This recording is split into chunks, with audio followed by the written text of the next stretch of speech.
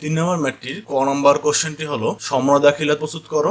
চলো আমরা ম্যাথ শুরু করবো। এখানে উদ্দীপক বোঝানোর মতো তেমন কিছু নাই, ম্যাথ করতে করতে উদ্দীপক বুঝে নিব। প্রথমে আমরা একটা জাবেদা ছক করে নিব। জাবেদা ছক নরমালি জানো, এটা নিয়ে আর আলোচনা করছি না। তো জাবেদা ছক করে নিয়ে আমরা সবগুলো তারিখ কি দিব, তারিখ দিব কিন্তু 2014 জুলাই 31, হ্যাঁ, কারণ এটা কিন্তু জুলাইয়ের 31-এ রিটায়ারমেন্টটা করা হয়েছে, যেটা হলো হিসাব কালার শেষেই মূলত সমরা দাখিলা দেওয়া হয়। সমরা দাখিলা কোনগুলো দেবে, এই যে নিচের যে 4-5টা আছে এই 5টার দাখিলা হবে।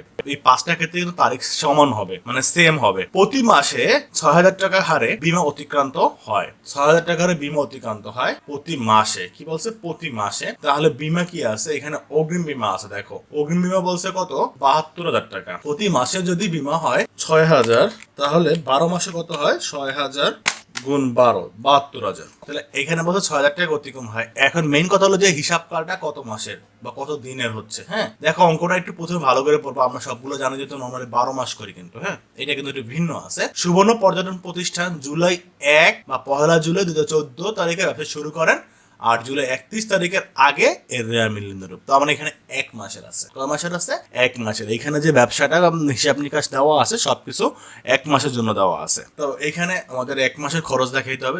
অগ্রিম বীমা যেহেতু 72,000 টাকা আছে, যেটা 12 মাসের আছে, তাহলে 1 মাসেরটা দেখাইতে হবে। 1 মাস অতিক্রান্ত হয়েছে মানে 1 মাস খরচ হয়ে গেছে। তাহলে এক খরচে জাবেদা দিতে হবে। জাবেদা হবে বীমা খরচ ডেবিট, অগ্রিম বীমা ক্রেডিট। আমরা বলছিলাম যে সমন্বয় জাবেদা অলওয়েজ খরচ বা আয় যতটুকু হয় ততটুকুর জাবেদা দিতে হয়। তাহলে এখানে অগ্রিম বীমা 72,000 থাকা সত্ত্বেও এখান থেকে খরচ হয়েছে কত, 6000 টাকা। তাহলে 6000 টাকা জাবেদা হবে, লিখবে বীমা খরচ ডেবিট এবং অগ্রিম বীমা হিসাব ক্রেডিট, কারণ বীমা কমে গেছে এবং বীমা খরচ হয়েছে 6000। তারপরে যেটা বলছে যে হিসাবকাল শেষে দেখা গেল 27,000 টাকা মূল্যে সাপ্লাইস মজুদ আছে। ভালো করে বুঝো, 27,000 টাকা মূল্যে সাপ্লাইস মজুদ আছে। সাপ্লাই ছিল কত, আগে সাপ্লাই ছিল, দেখো সাপ্লাই ছিল আমাদের 54,000 টাকা। সাপ্লাই যদি 54,000 টাকা থাকে, এখন আছে 27,000 টাকা। তার মানে খরচ কত হয়েছে, খরচ বের করতে হবে।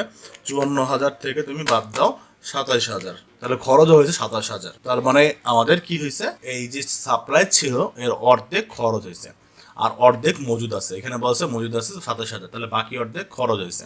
সেই বাকি অর্ধেক কত, বা 54,000 থেকে মাইনাস 27,000, তার মানে 27,000 টাকা খরচ হয়েছে। তাহলে 27,000 টাকা জাবেদা দিতে হবে।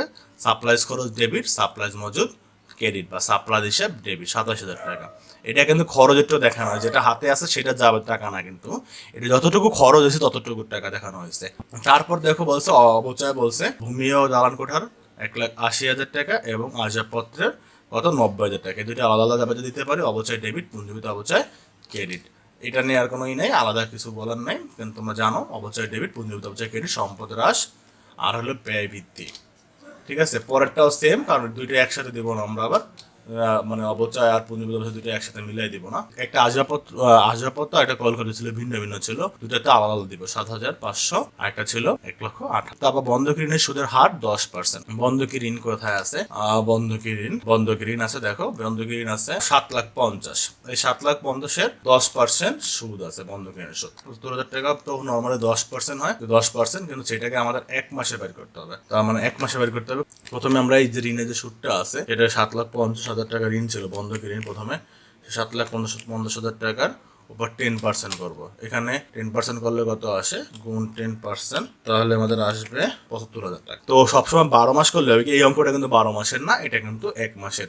আর শুরু করছে 1 জুলাই, শেষ করছে 31 জুলাই, তার মানে 1 মাসে। তাহলে 1 মাসে বের করতে হবে, সুদটাও 1 মাসেরই হবে। তাহলে এবার দেবো আমি গুণ বা 1/12, তার মানে কত হয়, 6,250 টাকা। এখানে 6,250 টাকার জাবেদা দেখানো হয়েছে। ঠিক আছে, আমরা এখানে পুরো ম্যাথটাই করতেছি 1 মাসের। নর্মালি আমরা যে বলে যে মাসিক, ত্রৈমাসিক, অর্ধবার্ষিক, এরকম যে হইতে পারে, ম্যাথ হইতে পারে।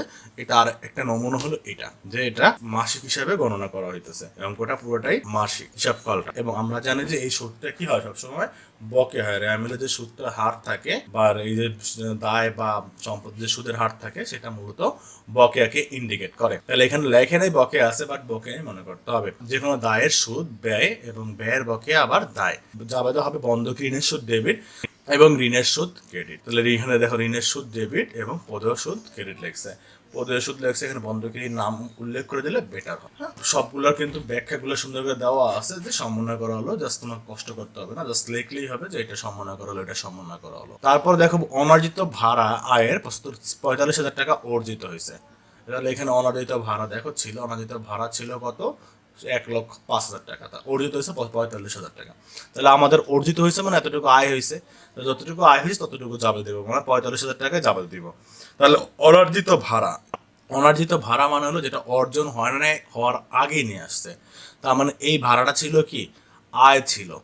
এই আয়ের অনার্জিত মানে দায়। এখানে ভাড়া কিন্তু দেয় না, মূল ভাড়া যেটা অনার্জিত না, নর্মালি যে যদি ভাড়া বলে এখানে ভাড়া প্রাপ্তি, প্রাপ্তিকে ইন্ডিকেট করে দিতেছে, ভাড়া প্রাপ্তি বা উপভাড়া যেটাই বলি। তাহলে সেইটা কি, ব্যবসার জন্য আয়, এবং এইটা অনার্জিত মানে হলো উপার্জন হওয়ার আগে নিয়ে আসছে, মানে অগ্রিম নিয়ে আসছে। তাহলে সেটা কি, দায়। তাহলে দায় ছিল কত, 1,05,000, যেখান থেকে 45,000 টাকা অর্জিত হয়েছে। 45,000 টাকা অর্জিত হয়েছে মানে এইখান থেকে আমার এখন আর 45,000 টাকা দায় নাই, দায় কমে গেছে, সেটা আয় হিসাবে গণ্য হয়েছে। তাহলে এখানে যাবে দেখি দায় কমলে দায়ের ডেবিট, অনর্জিত সেবা আয় ডেবিট, এবং আয় বাড়ছে তাই আয় ক্রেডিট, সেবা আয় ক্রেডিট। এইভাবে মূলত সমন্বয় জাবেদাগুলো করতে হবে, যে কোনটা দায় বাড়ছে কোনটা হয়েছে। মূলত আমরা টাকার অ্যামাউন্ট গুলো বসাবো কি সবসময়, যতটুকু আয় হয়েছে এবং যতটুকু ব্যয় হয়েছে ততটুকু আমরা এখানে সমন্বয়টা দেখাবো।